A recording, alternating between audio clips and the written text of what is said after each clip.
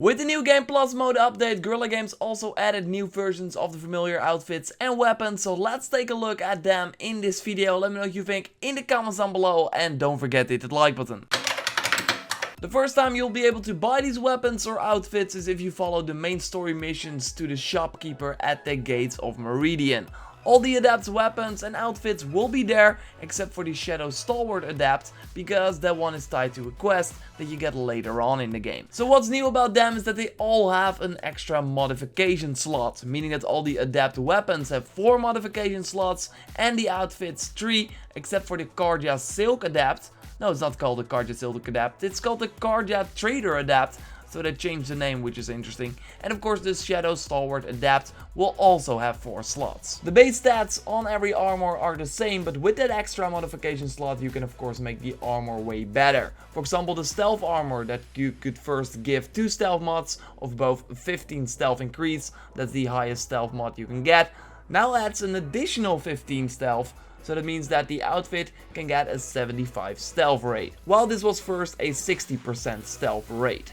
For other outfits, this means that a 20% resist increase for melee and ranged, and an extra 33 increase for all the elemental resist effects like fire and corruption. Also worth noting is that the prices have been significantly increased if you look at the shadow variants, although my inventory is not really a good representation, since they are all from the ultra hard mode, and that makes everything more expensive. As shown in pictures from the PlayStation blog, we see that the price in other difficulties for the Karja Blazon Adapt is 1560 for example, while in the ultra hard mode it's 7600. So that's a huge increase. Not only the shard price, but also the other things that you need to get in order to unlock an armor has been increased or changed. For example, for the Osram Arrow Breaker Adapt, now it requires Behemoth Hearts, an item that we did not have to use before to buy outfits and weapons. Speaking of weapons, let's move over to the new Adapt versions of the weapons we know and love.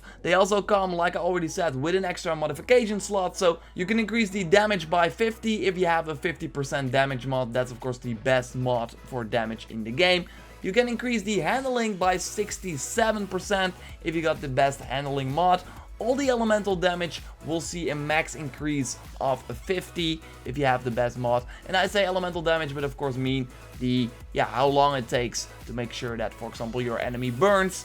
The tear can also be increased by 50 if you have the best mod. So it's a huge increase, but you will of course only really notice it if you play on the very hard or lower difficulties, since they tweaked the power of the weapons again on the ultra hard mode. So that's what I'm playing on, so I will not really see the power difference. Just like with the outfits, the price of the weapons have also been extremely increased on the ultra hard difficulty, just like the requirements in terms of machine parts. So that will be a lot of fun to get together again, and safe to get some new weapons. That's been a long time ago since I did that. Of course, the question is the Shield Weaver outfit increased in terms of power? I mean, they nerfed the heck out of it in previous patches. All the other outfits have been increased, like in terms of new modification slots, so has the Shield Weaver also got something else? Well, according to Stratton Back in the comments, it is no. He already unlocked it in a new Game Plus mode and got the same entire outfit. I think this will be the same for the Tear Blaster weapon that you can of course get in the Hunting Lodge, but the Lodge versions of the Blossling, the Warbow and the Ropecaster, I think they will have an extra mod.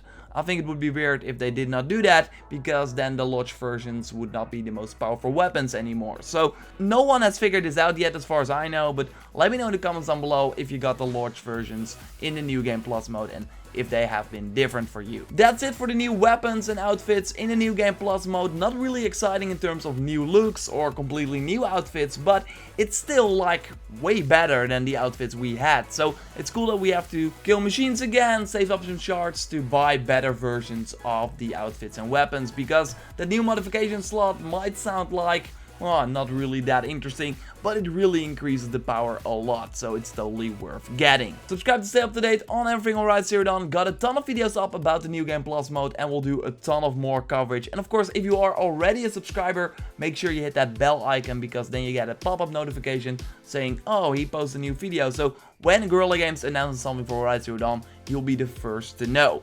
Like the video if you did. I will speak to you next time, and goodbye.